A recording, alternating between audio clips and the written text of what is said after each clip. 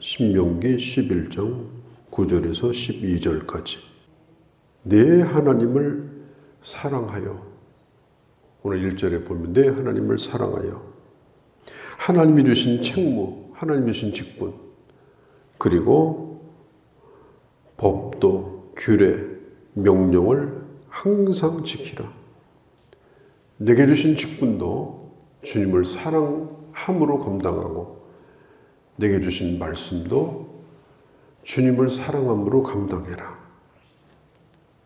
의무감으로 하지 말라. 이걸 안 하면 벌을 받을까 봐 그렇게도 하지 말라.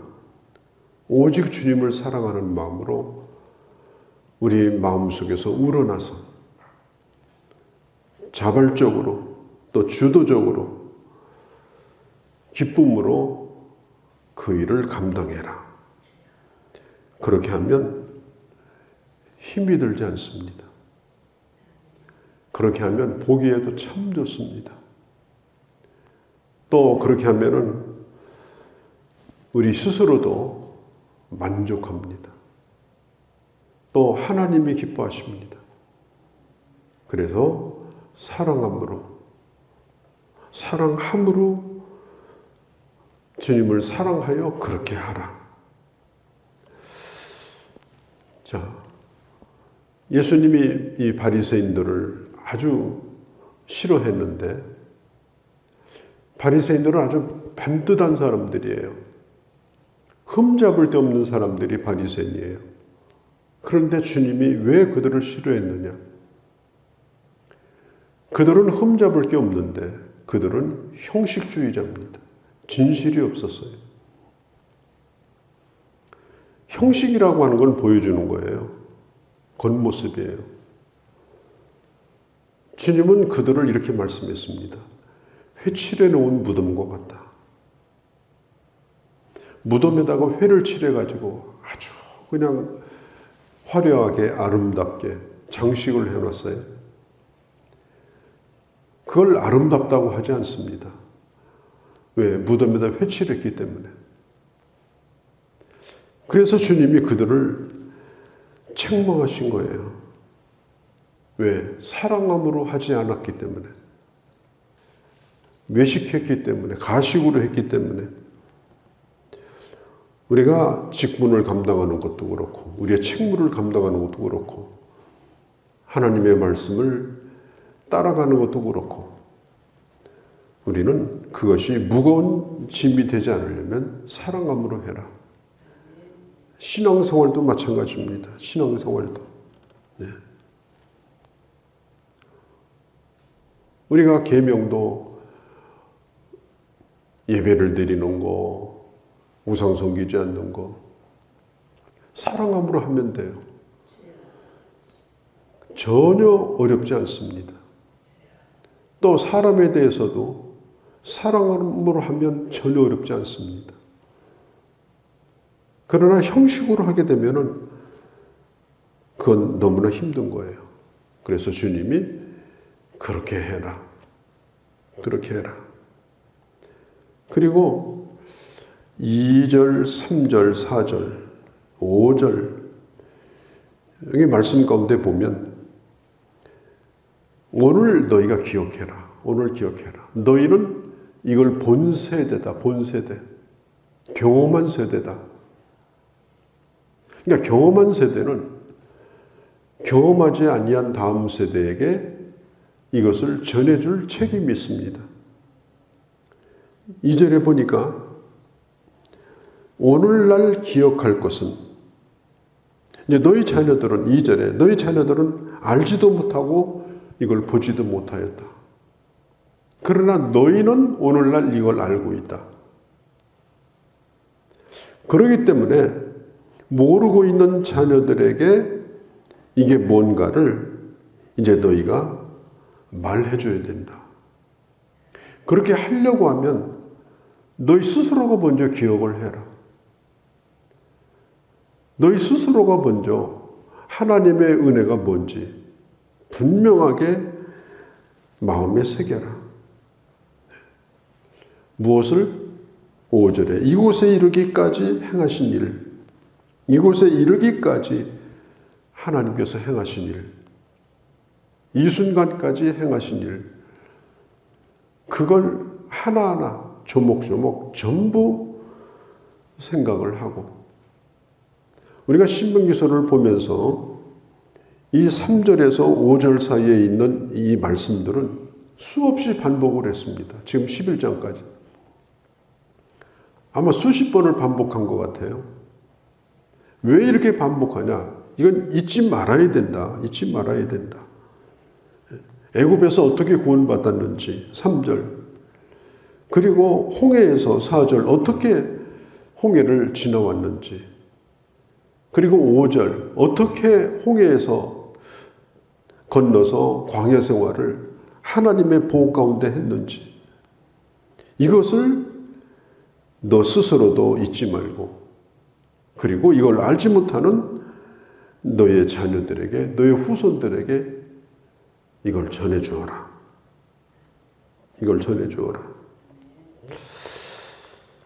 광야에서 지내는 동안, 또 애굽에서 나올 때에, 특별히 홍해를 건널 때에 하나님이 어떻게 먹이시고 어떻게 입히셨는가, 어떻게 공급하셨는가.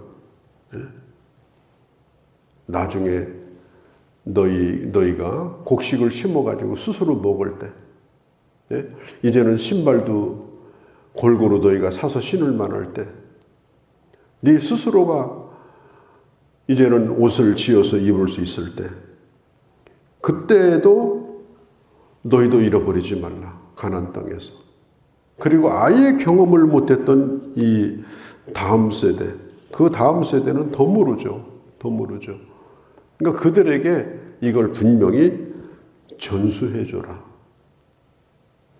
자, 그 다음에 뭘 얘기를 하는가 하면 6절, 7절에 보면, 이건 민수기 16장이 배경입니다. 민수기 16장. 그러니까 고라의 자손의 반역 사건이에요.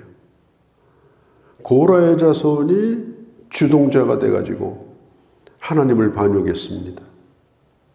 그리고 6절에 보면은 다단이라는 사람이, 그 다음에 아라바, 이런 사람들이 고라에게 동조를 합니다.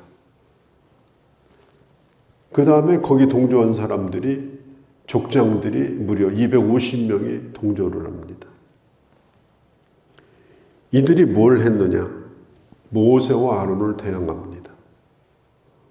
모세와 아론을 대항해가지고 마치 모세와 아론 때문에 지금 자신들이 광야 생활을 하고 있다. 애굽에서 잘 살 건데.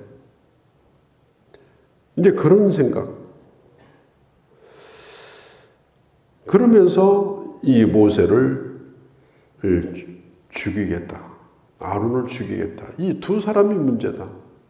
저 사람들이 계속 우리를 끌고 다니고, 뭐 하나님이 말씀하셨다고 자꾸 얘기하니까 우리가 이걸 못 끊어가지고, 그러니까 아예 그냥 이번 기회에 끊어버리자.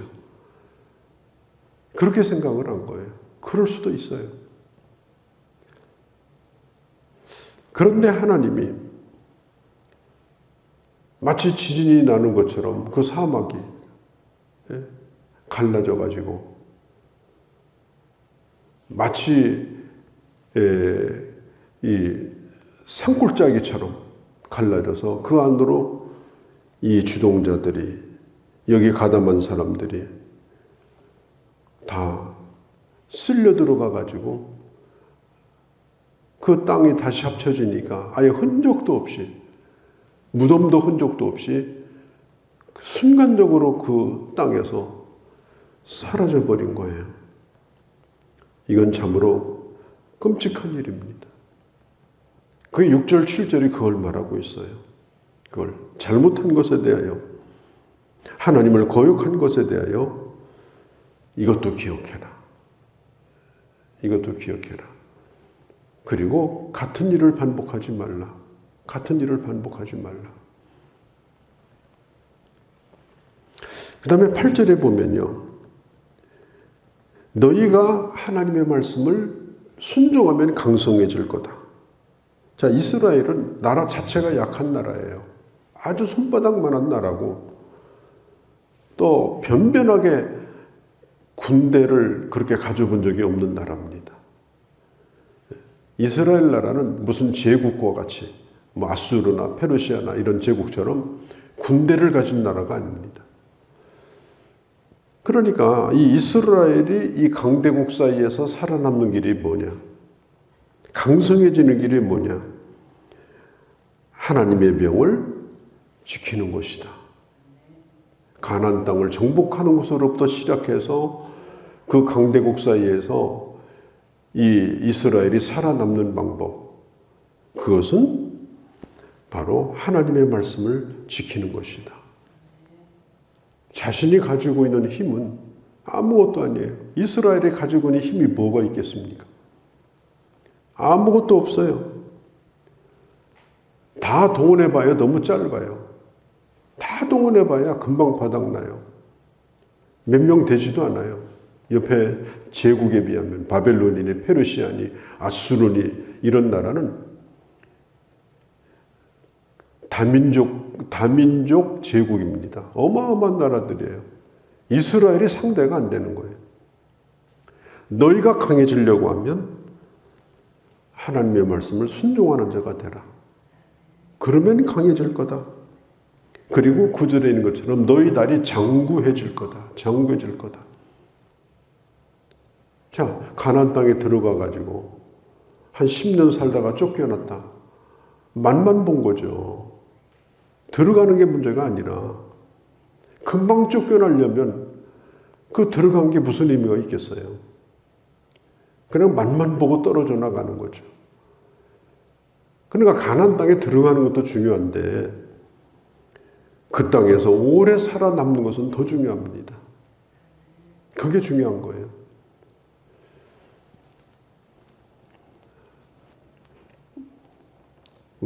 제가 어렸을 때 우리 집에 감나무가 있었어요. 감나무가 얼마나 오래됐는지 이 감나무 밑둥거리가 고목나무 같았어요. 아마 몇십 년 된 것 같아요. 그래서 어릴 때 이렇게 여름 같은 때는 아예 감나무 사이에다가 뭐 널빤지를 끼워놓고 거기 앉아서 놀고 이렇게 했어요. 그 정도로 컸는데 뭐 봄이 되면은 이 감꽃이 피면요, 이 감꽃이 색깔이 아주 하얗잖아요. 얼마나 아름다운지 몰라요. 또 이파리도 무성하고 또 여름 내내 놀고. 근데 문제가 하나 있어요. 뭐냐면 감이 하나도 안 열리고 다 떨어져요. 저는 지금도 이유를 모르겠어요. 아마 수백 개가 달려도 달려야 될 텐데 이 감이 하나도 안 열려요. 다 떨어져 가지고 가을이 되면은 그냥 완전히 그냥 누가 따간 것처럼 그렇게. 그래서 이제 가을이 되면은 우리 집에는 감이 없으니까 옆집 그 담 밑에 가서 일찌감치 떨어진 감을 주워다가 그걸 우려 먹고 그렇게 했던 기억이 납니다. 저는 그런 생각을 해봐요. 뭐 한때 뭐 나무가 굉장하다. 난 거기서 놀았다. 뭐 꽃도 피었다. 뭐 향도 좋더라. 아니 다 떨어지면 그게 무슨 의미가 있겠습니까? 남의 담 밑에 가서 감주스 먹고 있는데. 그래서 저는 아주 어린 나이지만은 그게 참 불평이었어요. 왜 우리 집은 감이 열매가 안 열릴까? 왜 우리 집은 저 감나무는 흉내만 내고 저렇게 끝나나? 그게 어릴 때 참 불만이었어요. 근데 우리 인생도 아마 그럴 수도 있지 않겠는가? 그런 생각도 해봅니다. 그냥 한때 참 잘 되는 것 같고, 사람들이 참 대단하게도 쳐다보고, 또 주변에 와서 많은 사람들이 놀다 가고, 뭐 이렇게 하지만 나중에는 아무것도 없고, 어디 가서 구걸이나 하러 다니고 이렇게 한다고 하면 그 영화가, 그 영광이 무슨 의미가 있겠습니까? 중요한 것은 오늘 구절에 있는 대로 젖과 꿀이 흐르는 땅에서 너희 날이 장구해지는 것이다. 젖과 꿀이 흐르는 땅에서 너희 날이 장구해지는 것이다. 그런 은혜가 우리 가운데 있기를 바랍니다. 우리가 하나님의 그런 은혜 가운데 살아야 됩니다. 우리의 건강도 그렇고 우리의 산업도 그렇고 우리의 삶이 장구해서 끝까지 하나님이 기뻐하시는 열매로 풍성한 그런 은혜가 끊이지 않기를 바랍니다. 이제 오늘 이 뒤에 보면은 10절에서 12절까지 그럼 이스라엘이 들어갈 가나안 땅은 어떤 땅이냐? 모세가 애굽 땅과 가나안 땅을 비교하면서 지금 여기서 가르쳐주고 있습니다. 이 애굽 땅은요 대단합니다. 지금도 이 나일강은요, 나일강 하류는 이게 바다인지 이게 강인지 알 수가 없어요. 왜? 어마어마하거든요.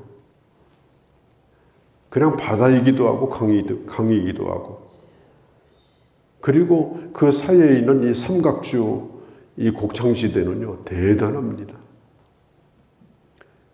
그 다음에 이 애굽은 이 땅이 매우 메마르지만 워낙 수량이 많기 때문에 오늘 이 발로 건드려 가지고 물을 댈 정도로 10절에 우리 옛날 시골에서 물 댈 때 그러잖아요.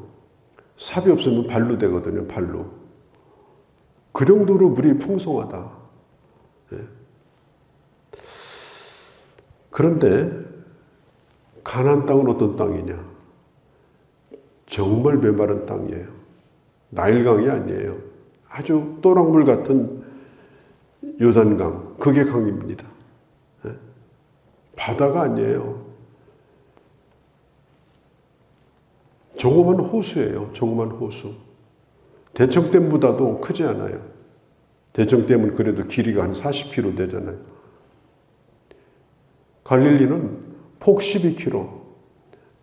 그 다음에 짧은 데는 뭐 한 4km, 5km 이 정도밖에 안 돼요.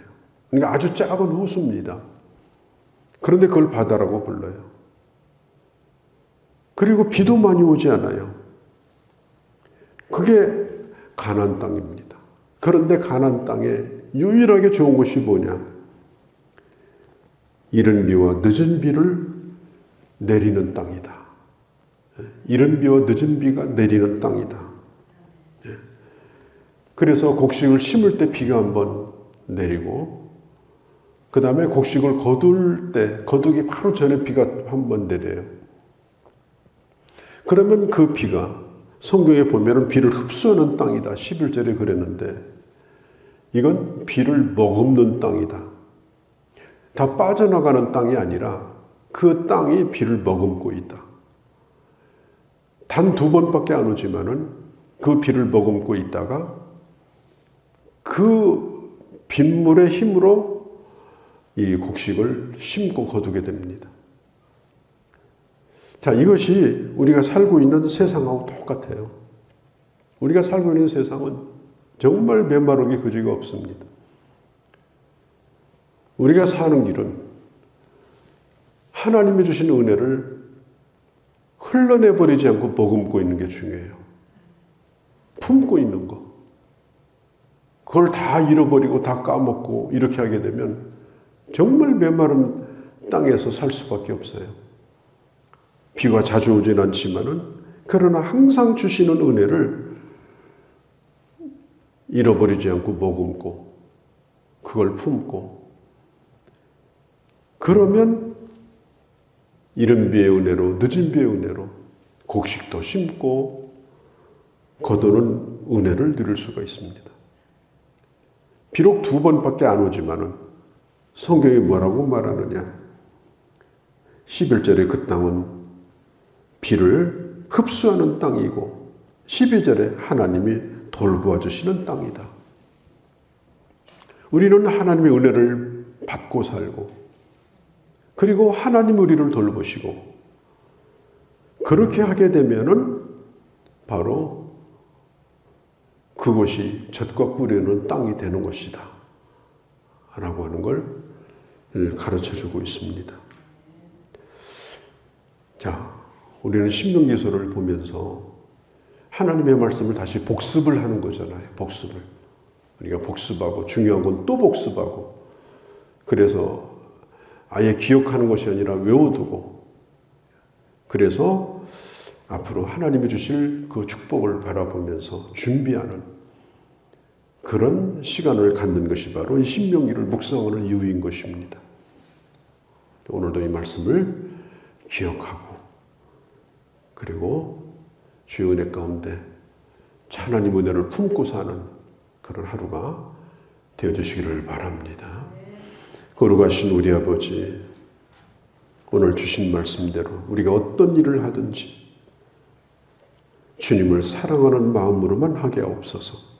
직책을 맡았든지 말씀에 순종하든지 그리고 기억하고 있는 내가 내 자녀들에게 하나님의 은혜를 꼭 전해주고 그들도 우리의 길을 걸어가게 할 수 있는 그런 부모로서의 역할도 잘 감당케 하여 주옵소서.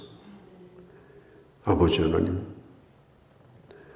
하나님께서 우리에게 주시는 땅은 흐르는 물을 발로 물을 대는 그런 풍성함은 없지만 그러나 이른 비와 늦은 비를 품고 그리고 하나님이 돌보심으로 말미암아 이 땅 가운데 풍성함을 누리는 그런 하나님의 자녀의 은혜를 누리며 살아가는 저희가 되게 하여 주시옵소서. 우리 주 예수님의 이름으로 기도하옵나이다. 아멘.